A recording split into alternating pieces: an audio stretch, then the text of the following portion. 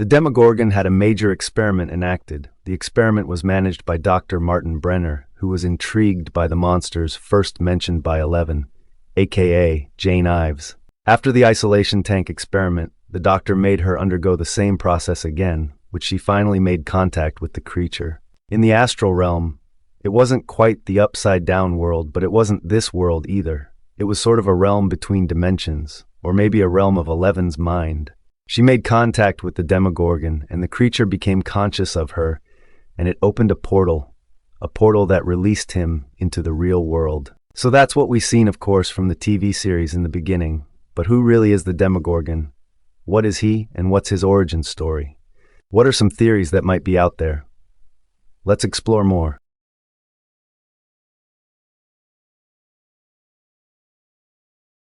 The Demogorgon is a monster from an alternate dimension that spent its life in the darkness and decay. The actual name of the species is not yet known.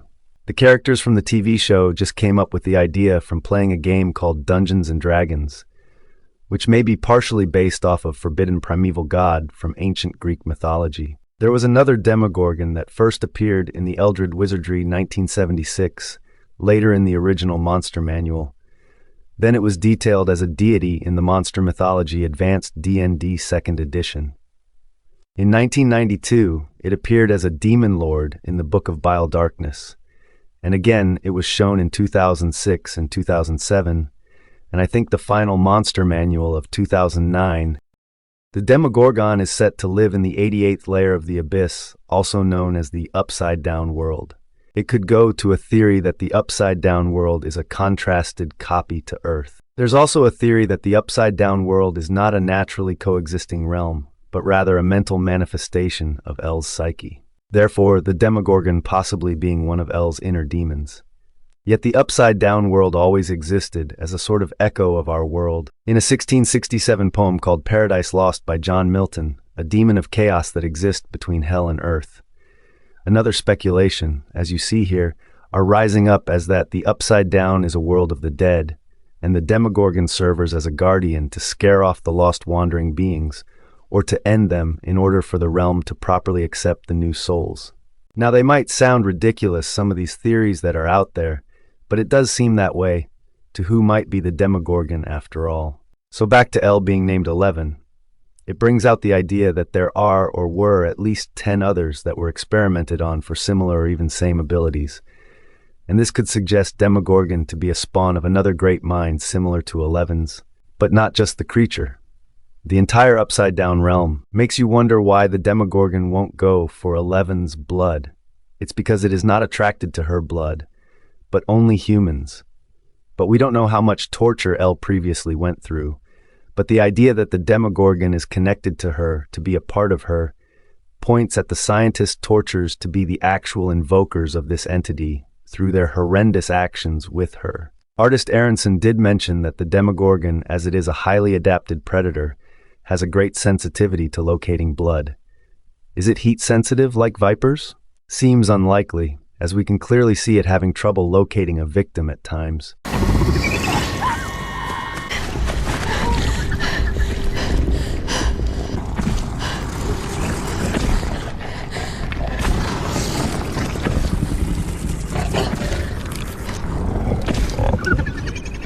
Physically, it's as strong and fast as the appearance suggests. The metabolism appears to be highly efficient, keeping the creature active and in shape.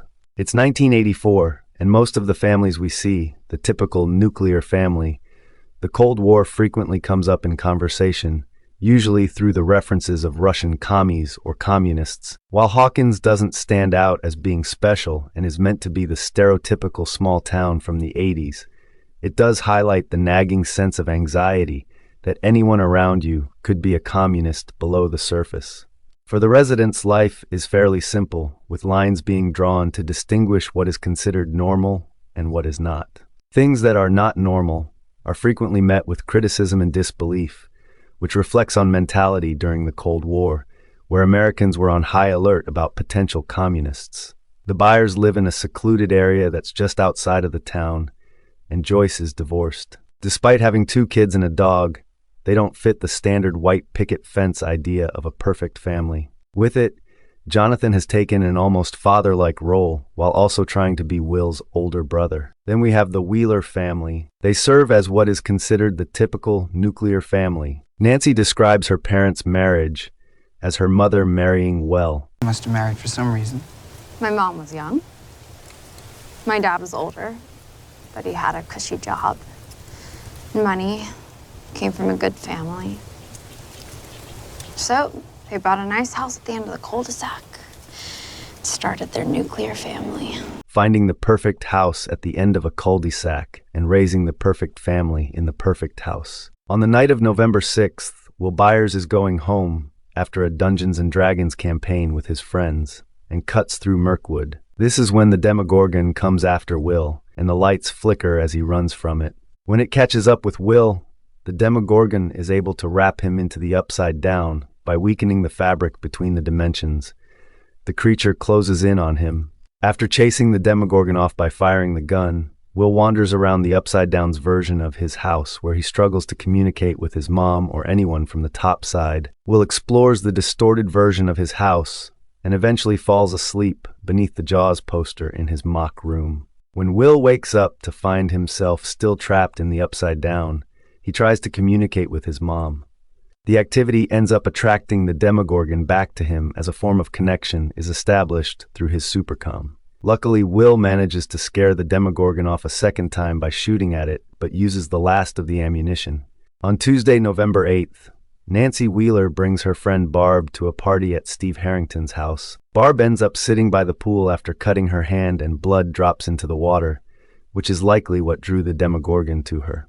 It appears behind her, and the creature brings her into the upside-down world. Barb's screams echo through the upside down as she's dragged down into the empty pool by the Demogorgon. Will, who is still hiding there, hears her screams along with the Demogorgon's cry, and he runs out towards the screams in an attempt to help her. But he's too late.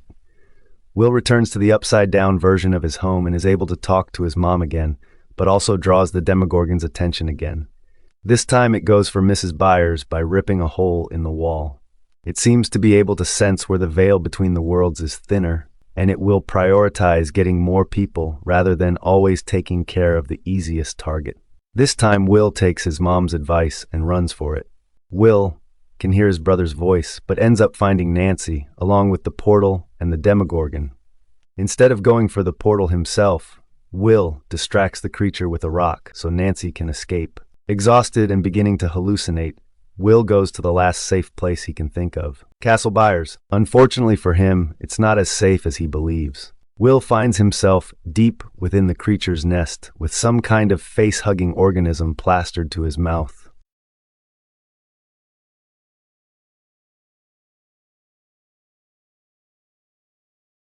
So who created the Demogorgon? The oldest known mention comes from, of all things, an ancient typo.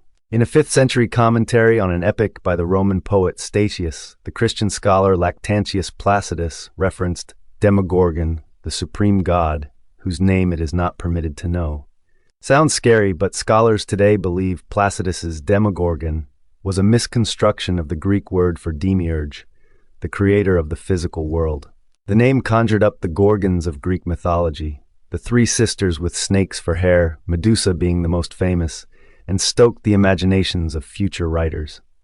In the 14th century, the Italian author Giovanni Boccaccio included the Demogorgon in his genealogy of mythical creatures, the Genealogia Deorum Gentilium, thus securing its place in the cultural lexicon. A name, of course, is just that. What's more important is what a name signifies, which in this case seems to be a fear of the unknown, a fascination with realms beyond. Stranger Things may be a love letter to the 80s, but its marauding demon carries on a timeless tradition. A blooming mouthful of needle-like teeth for a face, large, curved, razor-sharp claws, and powerful legs to pounce on victims make the Demogorgon a frightening monster to face in any dimension. It is a nightmare of unrestrained feral rage as it hunts down its prey and rips it to pieces, devouring every last morsel of flesh and gore, leaving nothing for scavengers. The creature is untouched by any sense of compassion or restraint. Looming over its victim, it shows no doubt or mercy, just the pure instinct of its insatiable bloodlust as it delivers the death blow. A perfect hunter, the Demogorgon is a macabre testament to the horrors lurking in the upside down and why it was choice pickings for the entity.